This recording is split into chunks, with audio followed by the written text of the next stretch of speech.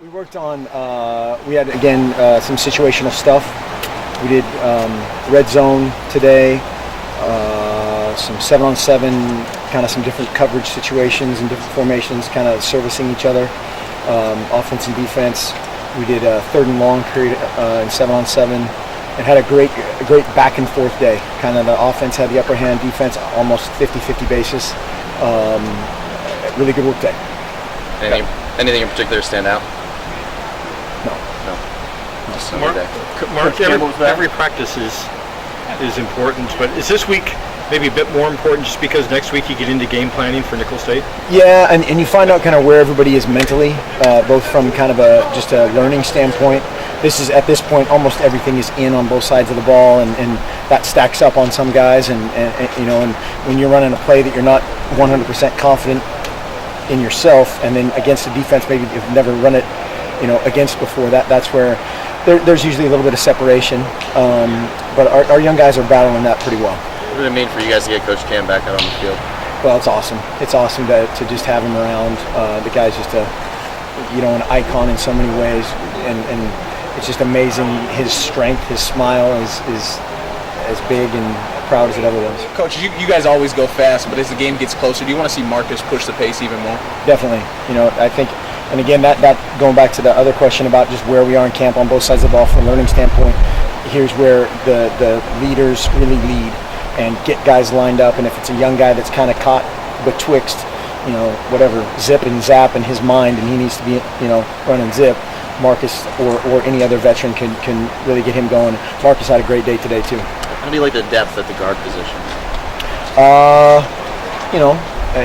It's. I think that's kind of like, do you have enough money or do you have enough whatever? You always want it to be a little bit better, have a little bit more, have a little bit of everything else. I think our offensive line is practicing okay. It's. I'll tell you what, it's tough to tell sometimes. Our defensive line is fantastic. And there were a couple times today where both sides, the defensive line got had their number, so to speak, in a drill. The offensive line came back later and had a pretty good run on them, so it was good back and forth. So are you not satisfied with the way that the offensive line is practicing so far then? You said okay, so I wasn't sure. No, I said that our defensive line is dominant. Right. And I think, offensively, I'm going to be a perfectionist forever. And it's hard to play perfect at that position, but we're gonna try to get there. You got a lot of experienced receivers, Zach. Man, a lot of guys, kind of B.J. Kelly, some of the redshirt freshmen that we haven't seen on the field much. Can you talk about just kind of how some of those younger guys without a lot of playing time are doing in camp? BJ's been up and down a little bit.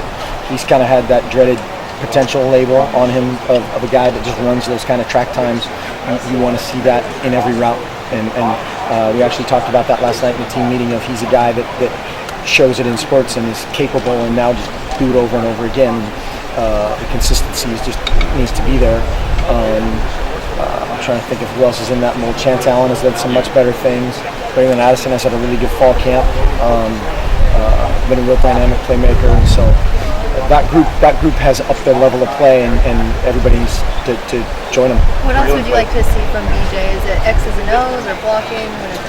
Everything, and I don't mean that specifically to him. It's just like anybody else. BJ just hasn't quite put it all together, but he certainly can. There's nothing holding him back. He's got all the tools. He's a tough kid. I think he wants to be great.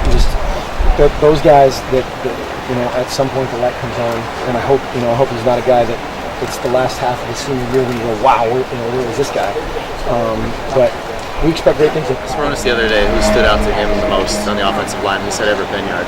He's a guy who's coming back as a senior with a lot of potential, I guess. He seemed like a guy who's poised to really take over a role that he hasn't necessarily had. We hope so. Yeah, he's a guy, again, along with he and Mana, Hamani, Andre, all those guys are kind of in that mix at guard.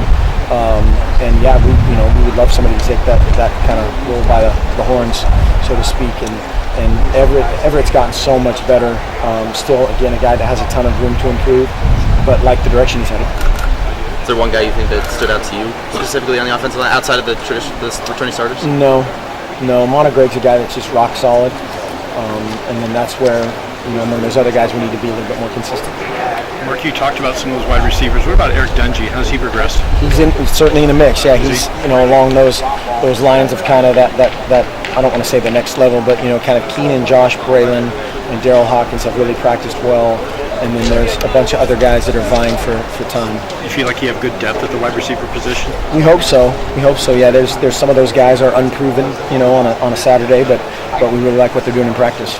Yeah.